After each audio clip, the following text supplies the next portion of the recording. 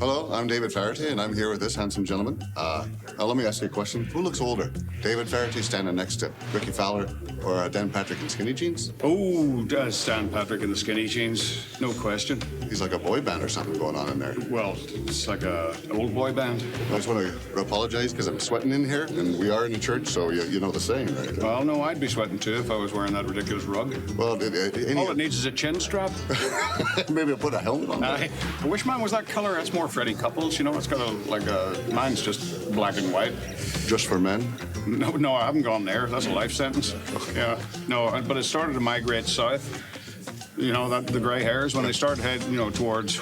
Well, so you're saying the curtain matches the carpet matches the drapes? The collar matches the cuffs. Oh, of course. Oh, yes. We are haberdashers. Well, this has been a delight. Oh, I'm glad. Folly in its best. You take care of the arm, I'll take care of mine. Thanks. We'll take care of the hair.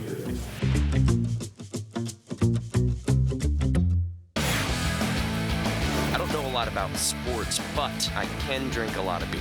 My motto is simple. C's get degrees. Need a long, inappropriate hug? I'm your man.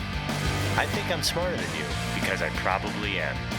Howard Coward for box score.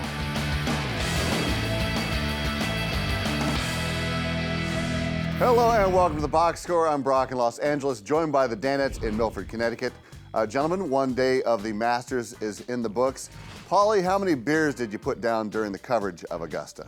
Well, good question. I had one around 5 o'clock, then I did dinner, and then I continued watching the coverage, and I think 8 o'clock I had 2 more. Yes, 3 total. Oh, that's nothing. And these were alone beers? Oh, completely alone, yeah, sure. Except for my kids. Are there any other kinds? They had some too? Well, Seton, I was going to ask you, what's your drink of choice before the round, during the round, and after a round of golf? Wow, that's a great question. Playing drinks. Playing drinks, okay. The reason the Bloody Mary was invented was so you could have a drink before noon and not feel weird about it. But that being said, if you're out golf, I just go straight beer, usually sort of a lighter beer. Yes. While you're out on the round, because it's probably like 7:30 in the morning. Most people don't go bottled craft beers. No, yeah, nothing like alcohol content should be pretty low. Guinness would not work out there. No, I'm more of an afternoon.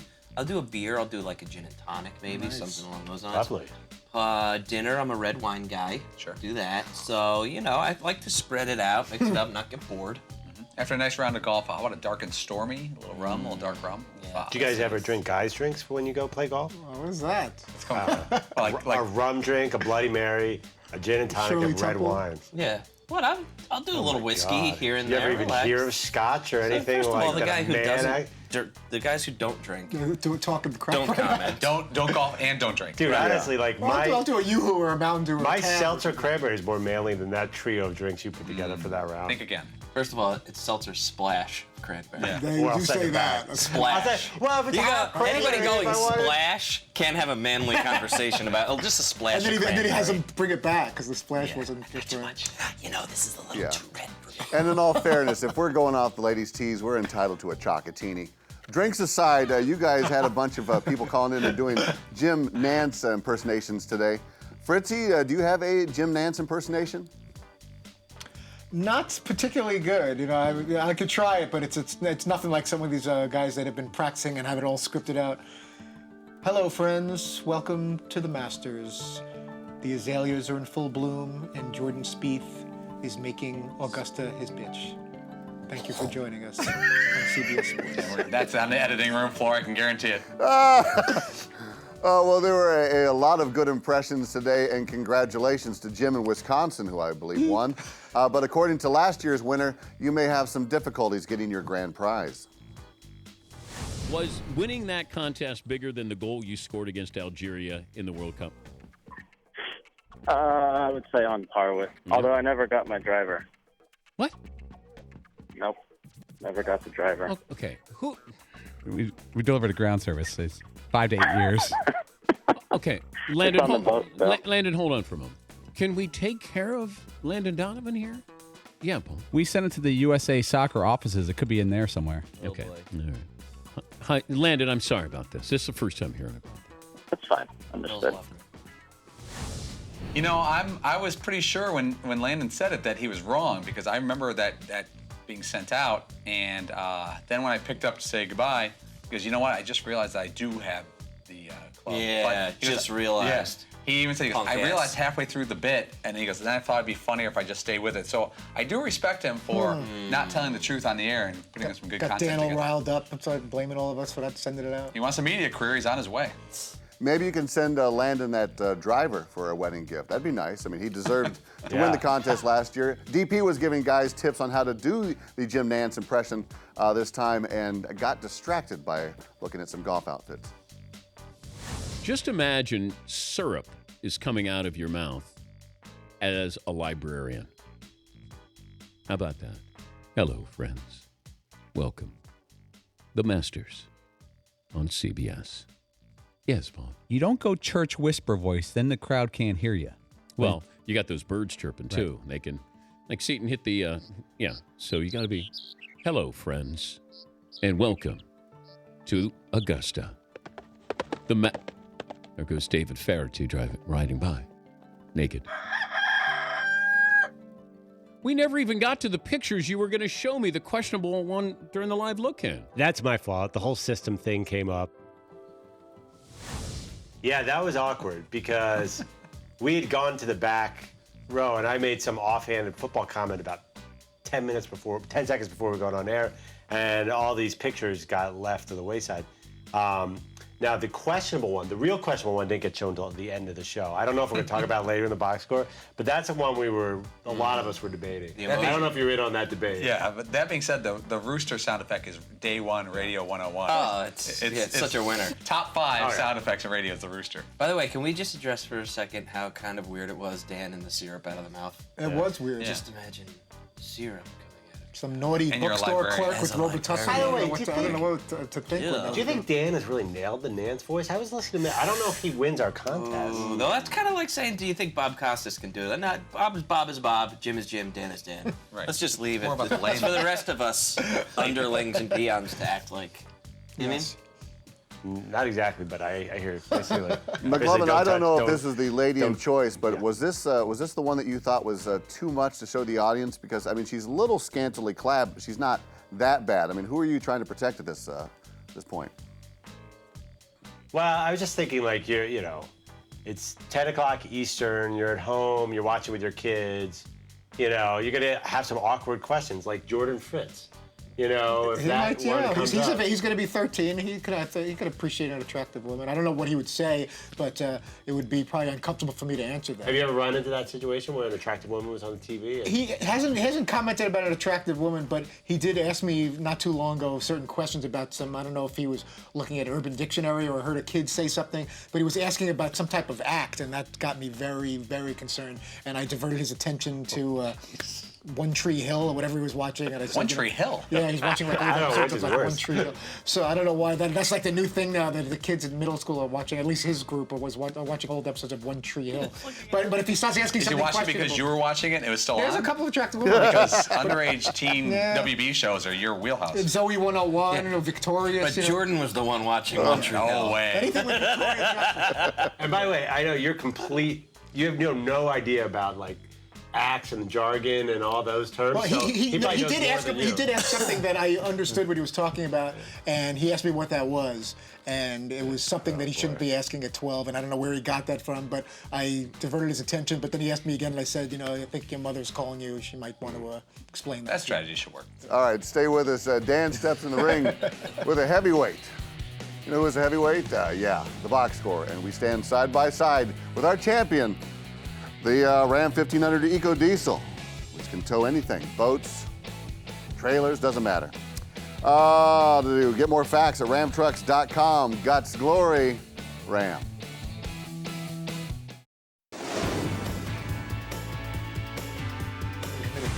Welcome back to the box score. The Masters is dominating the headlines right now, but in a few weeks it's going to be Mayweather and Pacquiao. Fritzy, who do you have in this bout? I'm going to go with Mayweather. I'm no boxing analyst, but I just picture Mayweather dropping Pacquiao early in round 6 or late round 5. Do you know I made a decision the other day? I'm not going to watch it, even if it's available to me for free. I'm actually choosing to not watch it. If my next door neighbor has it, if it was shown upstairs in my house, I'm going to choose not to watch it. Kind of out of a Why? Because I don't like the way those two boxers and their people strung out the sports fan for that long. It's set up to be one of the most disappointing sporting events in sports history. What can happen that would be great? They're not going to go overtime. They're not going to, knock each other down 8 times. They don't do that. If Pacquiao wins, are they going to fight again? Right. And Probably. Yeah, Put enough probably. millions together, why But wouldn't they? I think it's setting up to be one of the biggest. I think the last fight I bought was the ear fight. That was worth it. Oh, it was like, yeah, but what if something like that happens? But you don't think anything like that? I think it's going to be one of the biggest disappointments in boxing history. Sugar Ray Leonard actually called into the show today, and Dan revealed that he was actually at his first retirement. Then the boxer revealed that he might want to take on the winner. You know, I attended your first retirement. Which one? That was that In Baltimore. Kevin Howard? No. You mean in Baltimore? Yeah, when you retired. In Baltimore. Yeah, I was there. Are you retired now? Yes, I am. Okay, I just want to make sure. Who knows with you guys? Well, I don't know. This morning I was jumping rope. I felt pretty good, man. He's back. Ray Leonard. Sugar Ray Leonard is coming back. I can't get Ray Allen to come out of retirement, but you're coming out of retirement there. I love it. Dad says, I was actually at your first retirement. Which one was that? Dude's retired that many times, or is he just like that's not just? That's what I thought. No, he's boxer head, is issues. it? Yeah, but he retired enough times. He was going in and out. All those guys were back then. I kind of just want to retire, and then that's it. Yeah. I'm retired. Yeah. Stand by it. I'm not gonna have like a whole another thing. Be like, I'm just gonna go to the beach. You're not gonna do a Brett Favre.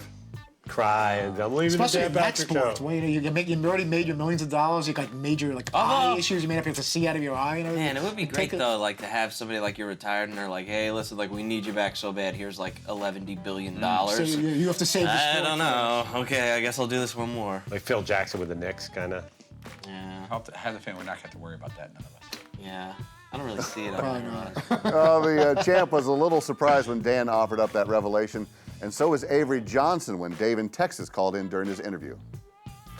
Avery, I know you had some success at the pro level, but, college, I don't know, man. How do you think that's going to fit for you? You know what, David? That voice sounds familiar. The Hall of Famer David Robinson joining us. Dave, can you do? My wife Valerie told me to stop trying to imitate Avery's voice because I don't do it very well. Wait a minute. Let me hear it, David. Let me hear your Avery Johnson. This we'll put it to bed. We'll retire it right after this. Imitate your imitation of Avery Johnson. Last time. Okay. Don't tell Valerie I'm doing this. Okay. Okay. I'll shoot the ball. That's great. I mean, you have two really good people, Avery and the Admiral, and that's an example we talked about a couple weeks ago of maximizing a guest. Take Avery Johnson.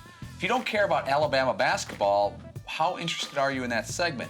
Now, Avery Johnson's a guy we all know and like from his NBA days, but why do you go there? You got to make that segment. But when you kind of blow the segment up with a guy like David Robinson and they start telling stories about each other, that's how you go from a nice segment to something that you'll remember maybe going into the weekend, and that's our goal. Hey, McLovin, I'm going to put you on the spot. What's your Avery Johnson impression like? I don't do one. Come on. I can't even get anywhere near that high. Hey, Admiral. I guess it's got to be like a you go girl. Hey, Admiral. No, see, I can't do it. You like this? Hey, Admiral. All right, you're not very good at that, but coming up, we're going to team up on you on something that you're very good at. Apparently, it's the Game of Thrones quiz. Is that a video game? Game of Thrones?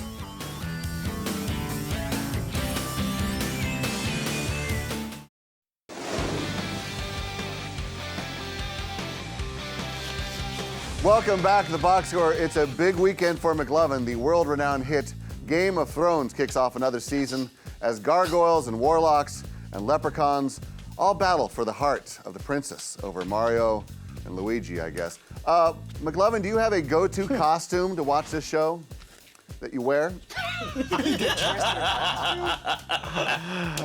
No, but you know what? You've inspired me. I might wear like a bear pelt over my shoulder. I go as First Lord of Gilcouth. What? I love Gilcouth. Great place to be. And the First Lord. All right. Well, no one else here watches Game of Thrones, but we want to see how big of a fan you are, McLovin. So we're going to ask you questions about last season and maybe a couple too about the cast. It's something we're calling the Game of Thrones Gauntlet. The Danettes have some questions for you, but I'll go first. McLovin, who helps Tyrion Lannister escape after he kills Tywin Lannister? Is this a real question? Like, I don't know, it's Varys, the spider? Duh. Hello, come on. You're going to have to bring me better Is it Varys questions. or Lord Varys? Does it matter? Do you get full credit for it? All right, Fritzy, please ask your question. Okay, who is the actress who plays Cersei Lannister or Cersei Lannister? Oh, Lena Headey. Oh, Excellent. I love her. Yes. You're all over that. So when do the real questions begin? These are nice warm-ups. Wow. But confident. I'd like a real question. All right, Polly, your real question. Why was Jorah Mormont exiled from Marine by Daenerys Targaryen? I'm reading the exact pronunciation I was given. Daenerys Targaryen. This is the pronunciation guide I was given. Why was Jorah Mormont expelled, man? Why? He was expelled. It's kind of complicated, but basically, he was sent there to spy on her by... That's the correct answer. Yeah. You already got that right. Yeah. Okay. Is that Corbin Burnson? All right, Seaton, your brain buster, please. After being held captive and tortured, Theon Greyjoy was told to go by this Todd Fritz-inspired nickname. Oh my gosh. What is that? How did I get another shot? Theon Greyjoy's nickname. Yeah. After being held captive. After being held captive. Yeah, I need complete silence so I can summon my inner demons. Theon Greyjoy is known as it's like mulch or something. It's like a one word. It sounds like. Do you get any hints at all? Todd Fritz inspired. Would you like your I nebulizer? thought Todd Fritz inspired. Is it Vaseline? Ooh, we're gonna go lotion. It's actually reek. Reek. That's what we're Duh. I died mulch. Yeah. I'll take You're in this that one. ballpark. Yeah. But the actual word is reek. I got one wrong. All right, fair enough. If I have a boy. All right, who is the actor who plays Jon Snow? The actor plays Kit Harington. Wow. Wow. Didn't even phase him. That's insane you know these. Yeah, easy. All right, Paulie, one more for Perloff. Who was really responsible for the poisoning of Prince Joffrey Lannister? Joffrey Lannister. Who is really responsible? Yes. Well, that's a complicated answer. It's the Name, please. the Tyrells. Could you final answer? Do you need to be more specific? Yes, I would like a name. Well, see, that's Jimmy Terrell. It depends. Are you going by the book or the show? And Probably the show. I'm just gonna say that old lady Tyrell. What's her name? Lord Peter Baelish. No, see. Yes and no. You want to file Is there a I grievance? had to file a grievance. Protest? Because he did it on behest of the Tyrells. We'll keep an eye on that. Yeah. Yeah, partial credit. All right, Fritzy, you're up. All right. My hint is, which I don't think you'll get unless you've been spying on me at the hotel. It's the opposite hand of the one that I use when I'm at the hotel. Which hand does Jaime Lannister have to learn how to use a sword with? Which hand does Jaime? I don't think it's Jaime. His Lannister. left hand. Oh. I'm very impressed by this. I would like to move, please. Left hand. I honestly don't know what that means. Interesting that Ted's a righty, but you write. Which is you odd. write lefty. I'm a lefty, but that doesn't mean you do everything with your left hand. You're ambidextrous. That's right. How did Fritzy's perviness take over my dorkiness? I was Urban trying to Dictionary would call that the stranger. Try to help you. Yeah, it's a stranger. Rosie Palma and her 5 pets. Okay. How is it that I am not even nearly like the weirdest guy in this whole segment? Not even close. All right, Seaton, quickly, please. Okay, anywho. Masturbation all in one show. Inspired by this Todd Fritz fantasy, what did Daenerys do to her 3 dragons at the end of last season, and why? Well, she put them in chains because they kept killing people. I'm gonna accept that. She chained them up for being too reckless. Very nice. Yeah. Todd Fritz Fantasy. See, I didn't know you went there too. Is that actually Getting chained up. On occasion, sometimes you want to Getting spice chained things up for a being a little. bad boy. I want to file a protest. This was supposed to be my moment to shine, not Fritzy's moment to perv out on an air. Sometimes there's whips and handcuffs and there's things happen. But I appreciate that. Thank you, guys. That made me really excited for Yeah, Sunday all night. right. Congrats, McLovin. I mean, and yeah, thanks for James and Rican and thanks to right Fritzy hands. for making it adult Thanks to content. both Good for minutes you. of each other. Don't go away. We have That's an your legacy. update on the Box Score Fantasy Mock Draft. This is the Box Score, and we are taking a break to remind you that the Ram Heavy Duty, with its best-in-class towing, torque, and horsepower, might be watching the Game of Thrones premiere. I don't know. Maybe everyone else is, so good on it. Guts, glory, Ram.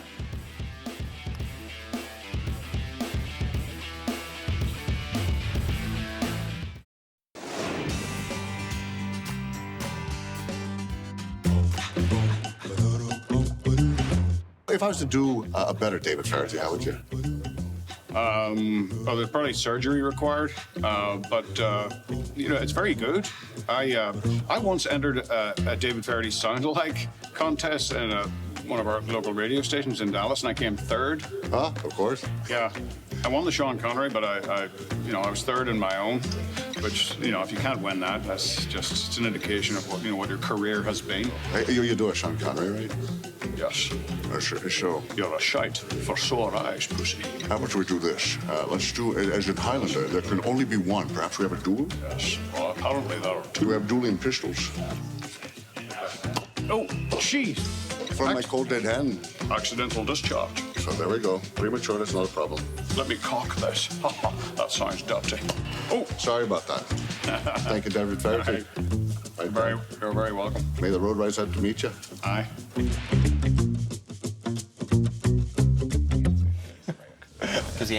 We are closing up shop here on the Box Score. The first day of the Masters is in the books, and of course we had our 2015 Masters Fantasy Draft yesterday.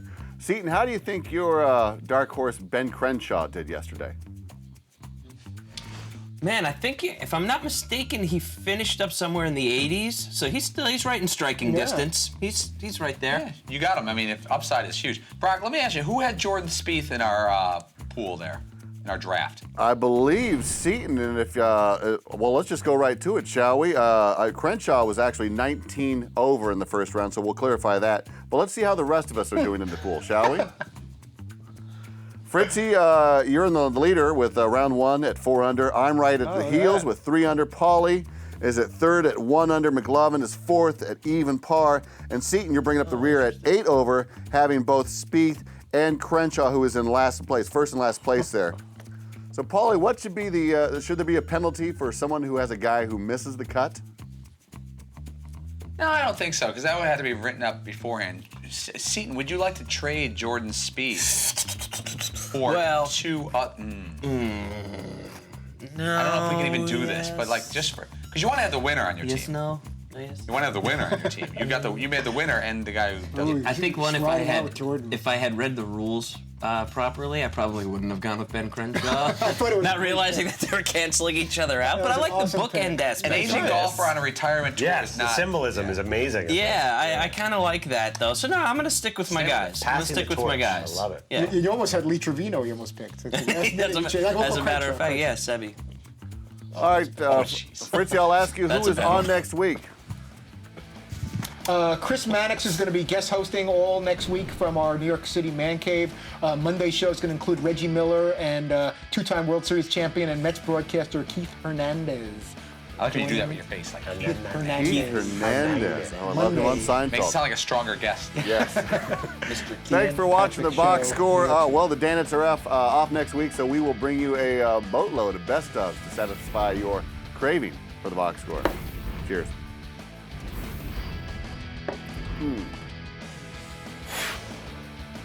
I don't know a lot about sports, but I can drink a lot of beer. My motto is simple. C's get degrees. Need a long, inappropriate hug? I'm your man. I think I'm smarter than you, because I probably am. Hey, thanks for watching the Box Score. Holy cow!